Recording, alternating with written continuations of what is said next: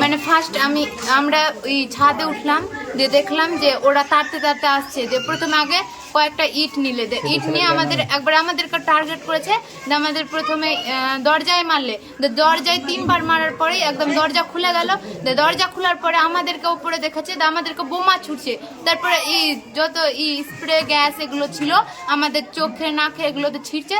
আমাকে দেখেছে উপরে, আমাকে তারপর পাশের বাড়ির ছাদ থেকে বন্দুক চালাচ্ছে। দিয়ে আমি উপর থেকে নিচে পড়তে যাবো, কি আমাকে দেখে নিয়েছে। দিয়ে আমি আমাদের রান্নাঘরে তিরপল দিয়ে ঢেকে বেঁচেছি। আর এখানে পুরো একদম ওরা এলো, দেখছি ব্লু কালারের চেক ড্রেস পরেছিল, ওরা জুতা পরেছিল, সব একদম নিজের সেফটি। আর যে একজনই বন্দুক নিয়েছিল, আর বাকি সব কয়েকজন নিয়েছিল, বলে বোমা নিয়েছিল।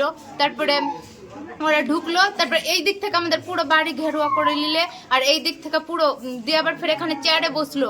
আর কিছুজন এই পুরোনো বাড়ির পুরো চারো সাইডে তো মুসলিম এলাকা, হ্যাঁ কি করে ঢুকতে পারলো? তো ওরা যে জামসেপরা ওয়েস্ট বেঙ্গলের বিএসএফ তো ঠিক নয়, তো আমরা কি করব?